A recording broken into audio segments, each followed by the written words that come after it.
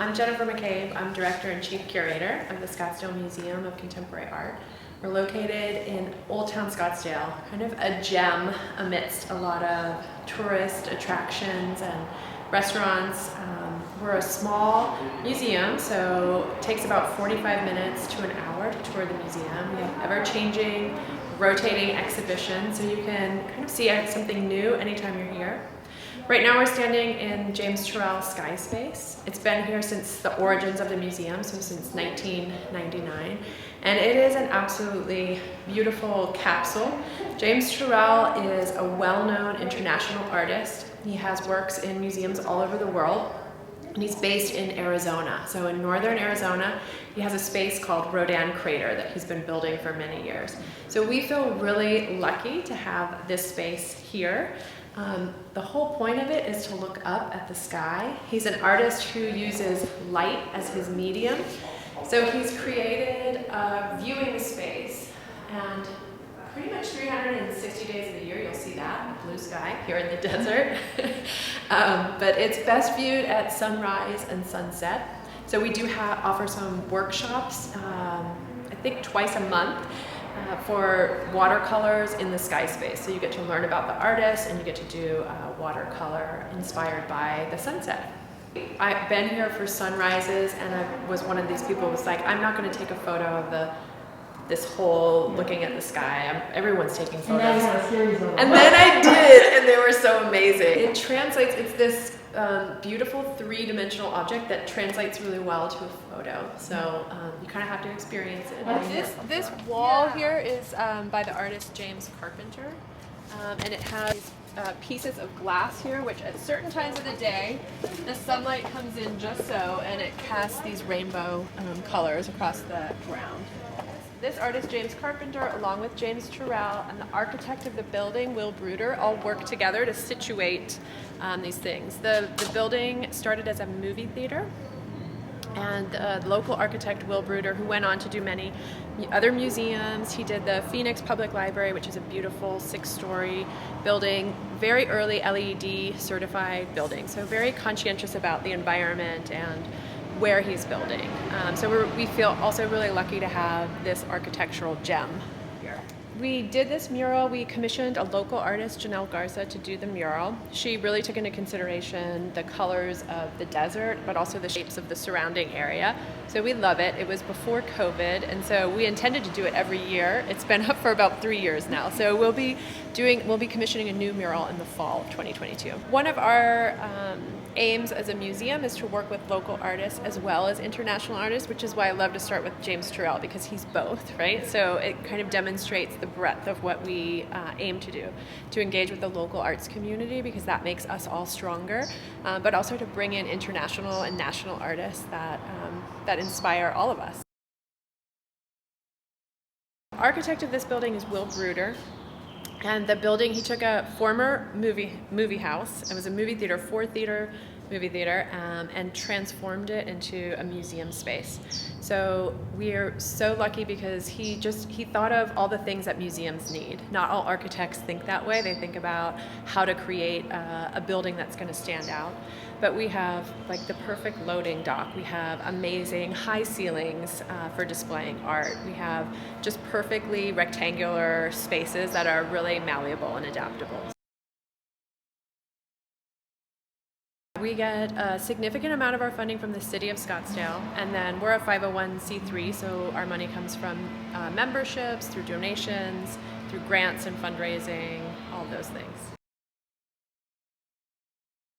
So as a curator, is that also part of your job, to look for grants? Yeah, absolutely. I think that any curator in this day and age has to also be a fundraiser. So we really focus on what exhibitions we want to present, and then we have to look for funding. So you get an idea that your exhibition, whether it's relevant or not, whether you can find funding for it, right? So right now we have exhibitions up that are funded by the Warhol Foundation in New York, by the NEA, the National Endowment for the Arts, by Wells Fargo. So that tells me that what we're presenting to our audiences is relevant to funders as well. What percentage of your time do you think is spent looking for grants, looking for money for the museum, as opposed to looking for artists? Oh, at least half. at least half the time, fundraising. Because it seems like most people think of curators as they're out there talking to artists, they're getting to know the artists, they're bringing in the art, really, what a great job, but really a lot of your job would be drudgery. Yeah. We always say as curators and as museum staff, like, isn't it so glamorous? Jokingly, because it's really not that glamorous. You have a few moments that feel glamorous where you get to have the party and the celebration, but otherwise, yeah, you're working.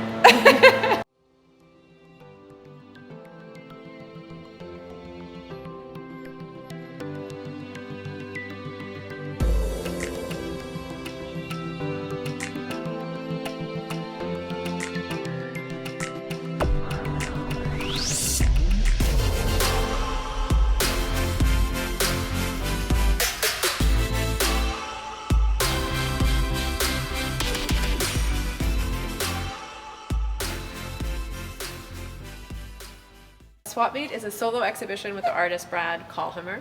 He's originally from Tucson, Arizona. He was born there, and he grew up in Wisconsin. He spent most of his life in New York City. So he's a very well-regarded artist who usually does painting, drawing, sculpture, has a whole series of sketchbooks which we have on display that are just kind of his artistic practice. And so for Swap Meet, this is really a chance for him to be re-exploring where he's from. He recently started spending more time in Arizona, so he's exploring kind of his roots and his connection to land.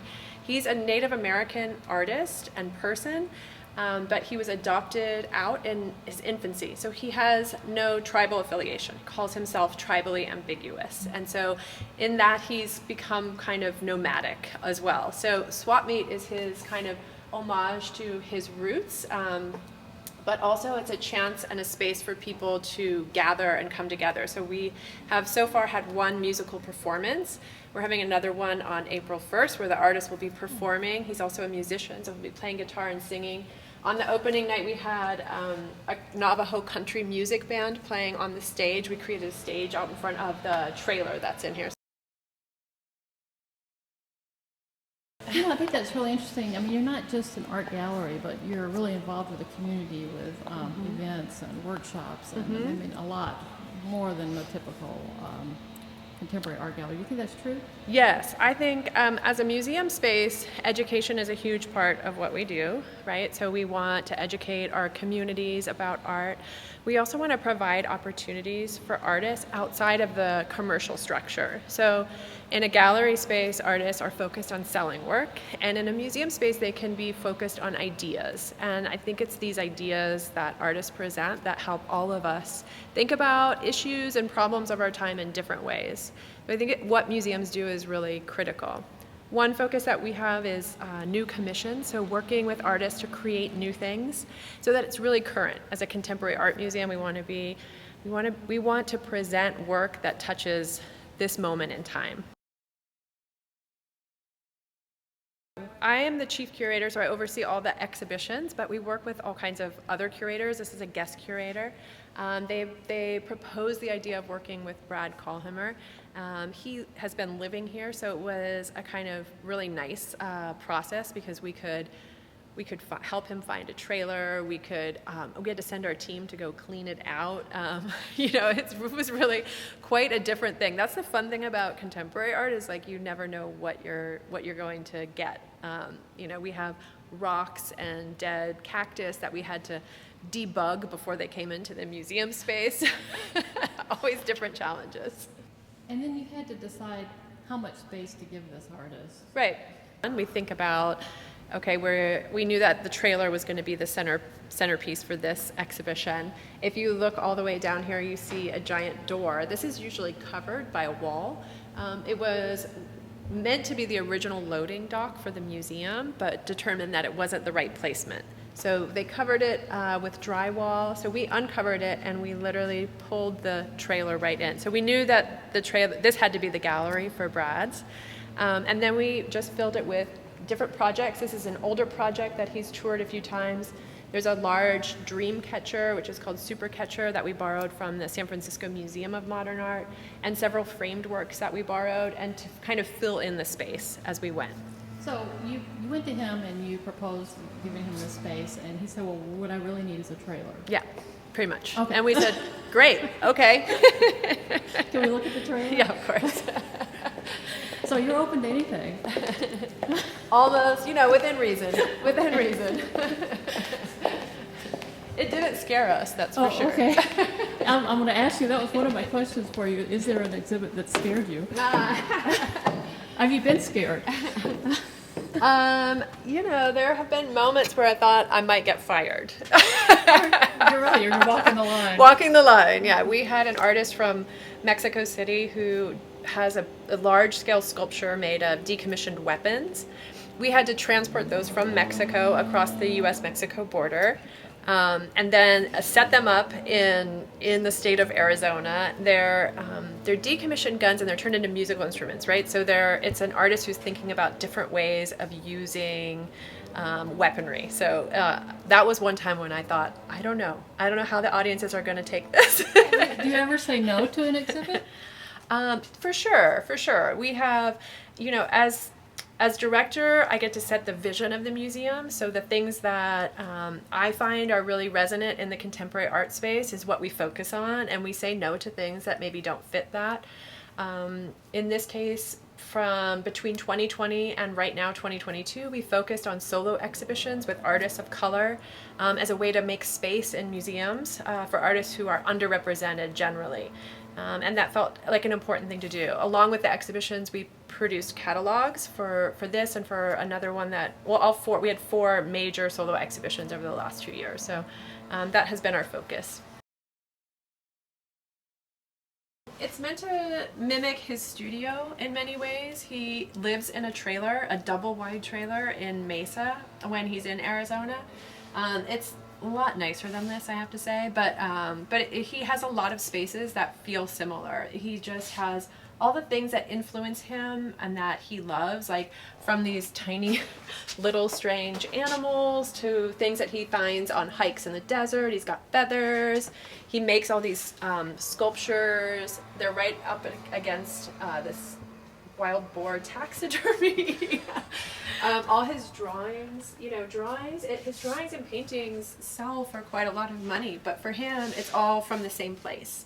And so getting a chance to see that artistic process, I feel, is important for museums to display. Part of our job is to help people fall in love with contemporary art and to understand it. So we're not looking to just put one work on the wall and say it's art because we said it's art. It's like, here's this artist, here's his story, here's his process. See if you cannot like it, really. We do it through the artists that we choose. We do it through the information that we have that accompanies it.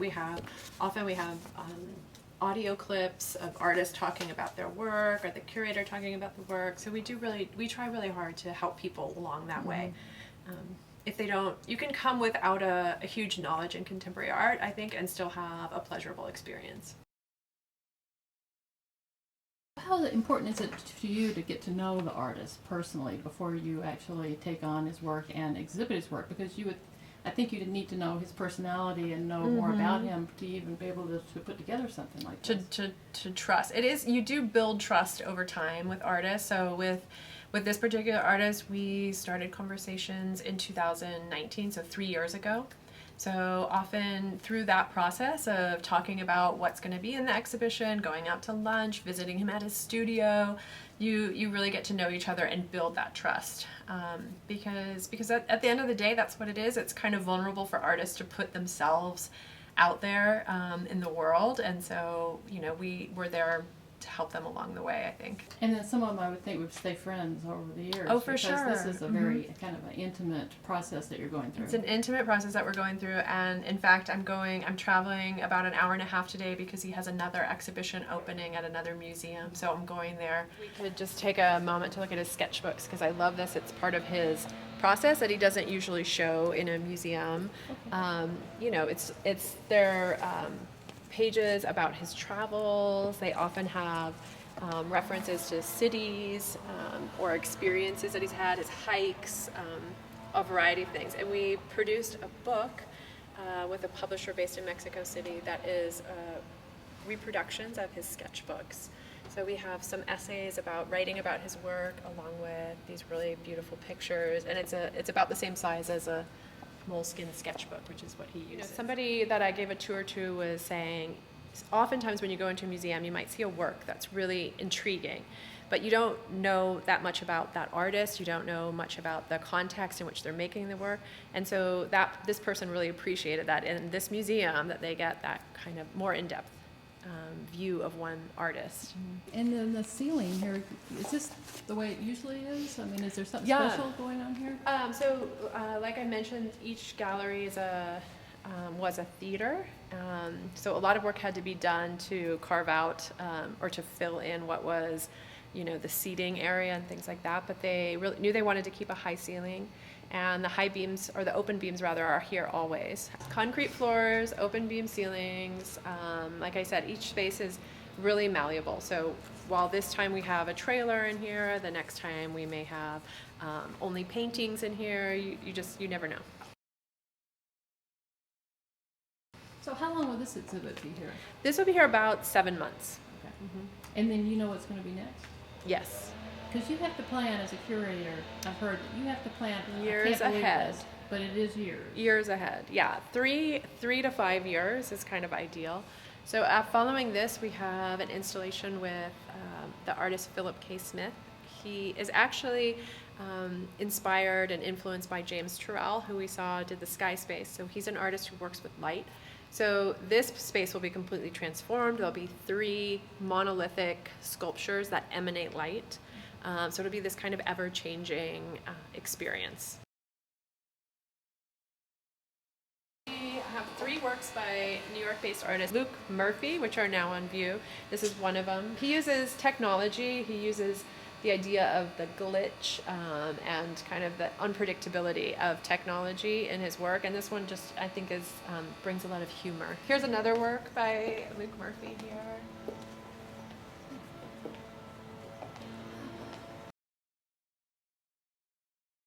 So we're going to head into another solo exhibition, this time with the artist Beverly McIver, who is based in North Carolina. She's a professor at Duke University, but she used to work at Arizona State University, so she previously lived here in Arizona. When she was here some 20 years ago, she met a colleague of mine, Kim Bogany, who's the curator of this exhibition. They became friends. They've stayed friends for a long time, and several years ago, over 3 years ago, Kim came to me with the idea to do Beverly McIver's first survey exhibition, so an exhibition that looks at the breadth of her work over time. And I said, yes, that sounds amazing, and then here we are. So Beverly's an artist who works in painting, and she works mostly in portraiture. She's done a lot of self-portraiture, but also portraits of other people, usually family, friends, and collaborators. So we can start with some of her early work and just walk around the gallery. In museums, typically through exhibitions and through collections, women artists and artists of color have, over time, had the least amount of space. So it is really important for us as an institution to provide more space to artists who are generally underrepresented, like Beverly herself. And because she'd never had a survey exhibition before, it's also kind of a perfect time to be the first, to be someone who says, I believe in this artist. She has been working for 25 years. She's gotten so many awards and accolades along the way, and it's long overdue. So it's kind of one of the best parts of being in a museum space is when you get to be that first to recognize an artist, and it's often career changing for them in many ways. Along with the exhibition, we dedicated ourselves to publishing a catalog, which is her first monographic catalog.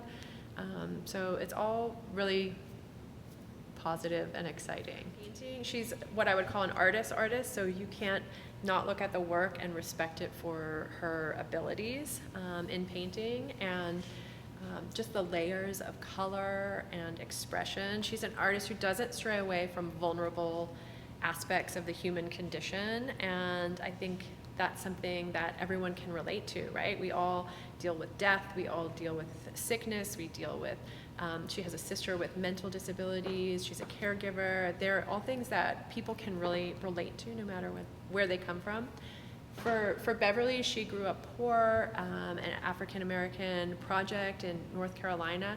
And so from that experience, she explored clowns as a way of escape. And so her work really started as this way of covering up her identity and trying to be in the world in a different way.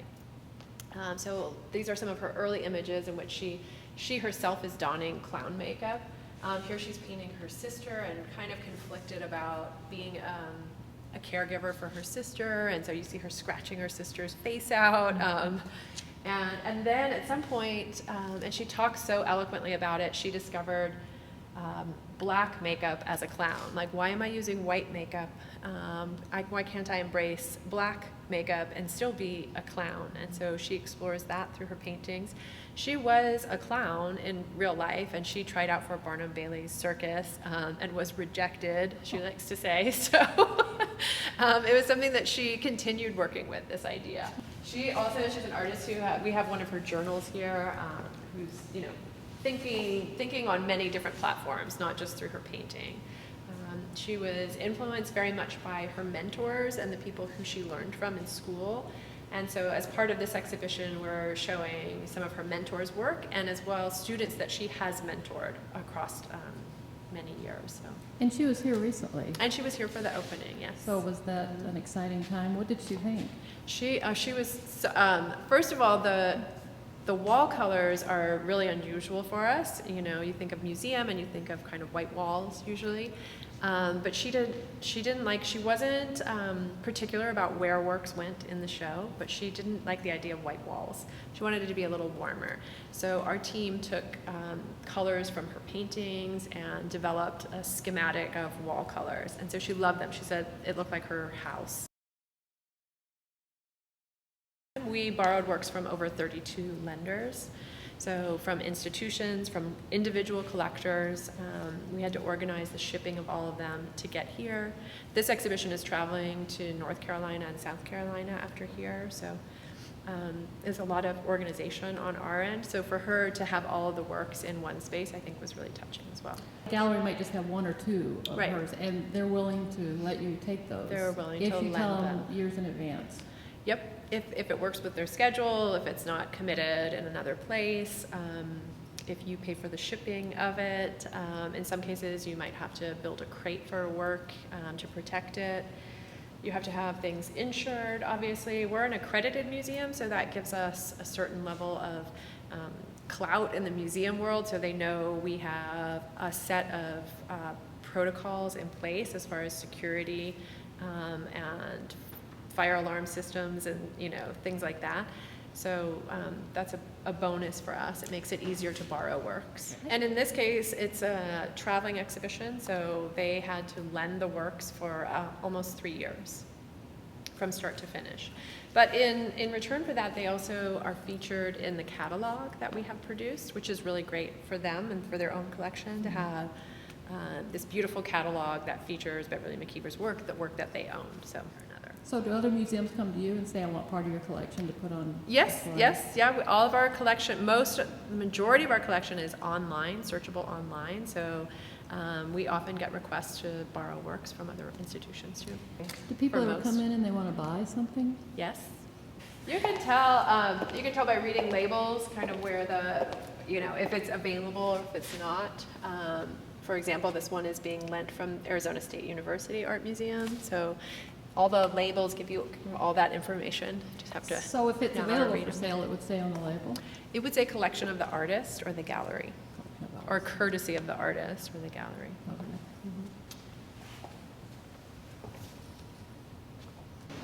Okay.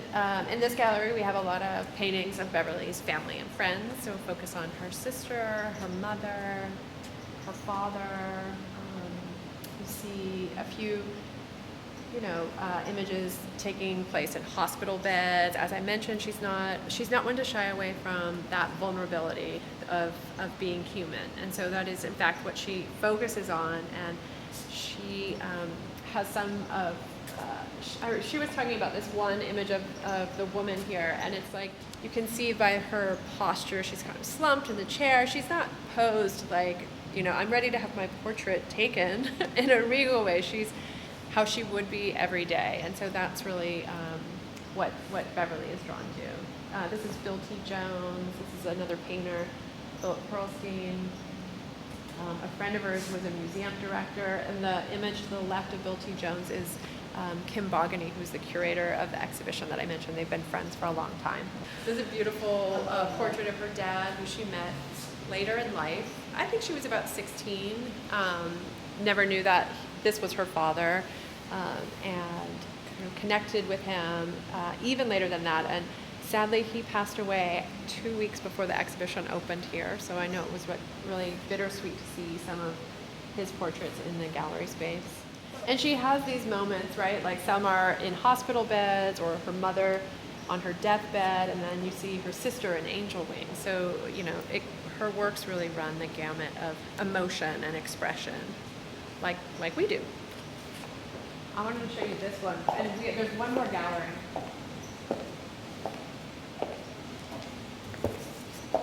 This is one of my favorite works, Black Girl Beauty, and we reproduced it as a poster in our newsletter. And it's a more recent work, more ambiguous as far as who it is, right? More universal in a way. And then these works are a secondary exhibition as part of hers, because she's so generous as an artist that she was excited to have her space, but she wanted to give space over to her students that she's mentored along the way, as well as acknowledge what an impact her mentors have been.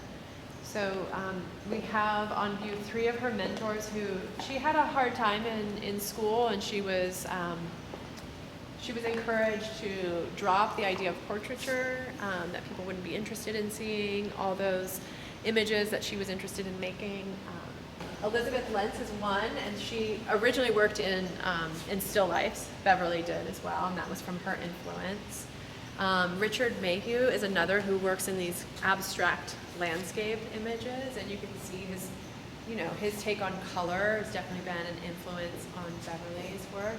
And when her school told her not to focus on portraiture, Richard came by her studio. This is how she told it to me. He came by her studio and gave her this image, which is a portrait, which was his way of encouraging her to keep doing what her intuition was telling her, which was to paint in portraiture. She actually had to extend her degree by a year because they refused to graduate her. So she went and she saw Faith Ringgold speak at an event, and she sought her out, told her what a hard time she was having in school, and asked if she could work with her. And Faith took her in as a studio assistant. Faith Ringgold now has a huge exhibition up at the New Museum in New York, a big solo exhibition there. So is kind of also finally getting her due. So it's really sweet that we have this work here as well, and the connection that Beverly has with her. In many of Beverly's works, you see this use of language incorporated with narrative. These are her most recent works, Beverly McIver's most recent works. American Academy in Rome Prize, and she won a few years ago. So she spent a year in Rome, Italy, and it was during that experience that she actually started to revisit using clown makeup, because being in Italy was a little, I guess it was a little bit of a shock for her, how they deal with race in Italy and the difference between the US and Europe in that regard. And so she kind of went back to using clown makeup, but she also started working with other artists. So this is part of a collaboration, and she worked with a set designer. She started working with another artist, Aiko Otake, who's a Japanese dancer, contemporary dancer. There's a beautiful portrait of her and Aiko down here. And as a closing for this exhibition, we're going to have a performance in the gallery with Aiko, who will be visiting us. This image down at the end is like straight from 2020, and what a trying year it was for everyone, I guess. And this is actually the curator's son who sent Beverly an image. She asked him to send her an image of his face, and he sent this like struggling, face. So she put the words over it, enough. And it was part of a billboard campaign. So it really resonated with people. And then this self-portrait of her which is really very, if you've seen all these other portraits of her, it's very different. She's kind of hiding behind what looks like it could be her hair or her dreadlocks is actually a black rope. And she talked about it when she was here as she just had this desire to buy black rope and to use it in her work. She wasn't exactly sure what it was going to be, and so she's really working from her gut and from her intuition. She has a saying like whatever's inside comes up and comes out. That's kind of how she approaches her painting. So it's an expression of whatever she's going through at the time. Do you have a favorite artist you really wish you could exhibit? There have been moments where one of my all-time favorite artists, her name is Shirin Neshat. She's an Iranian artist, works in video, and I got a chance to show the first work that I ever saw of hers, the first work that really made me want to study art history and go into museums and curatorial. I had an opportunity a few years ago to show that video, and it takes a lot of effort because it's based in sound and light, so you have to contain the space in a certain way. So that was a really special moment. And that was my next question. So she influenced you. I was wondering who your biggest influence was. Yeah. Well, her as an artist for sure. The work is called Turbulent. And it's just beautiful. I had a background in photography, so video and photography have always been one of my favorites. I guess. And then I had some incredible art history professors along the way who focused on women in the arts, and so uncovering women from the Renaissance up until now, people who didn't have the spotlight on them. So that's always, I'm always like one for the underdog.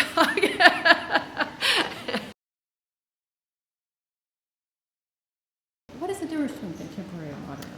So modern art is considered more or less to be beginning with Manet, with the painter Manet, who is the beginning of Impressionism, so late 19th century until really about the 1970s. We consider that modern art.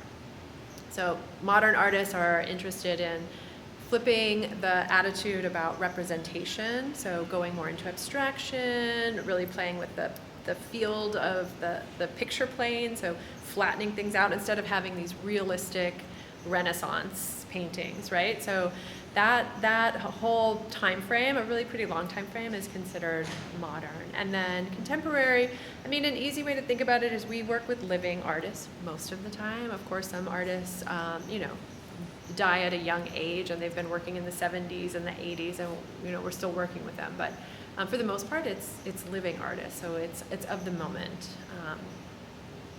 But right now, I would say 70s to now, so about 50 years. On your website, it says inspire, spark, amplify, and immerse. Uh-huh. And what does that all refer to?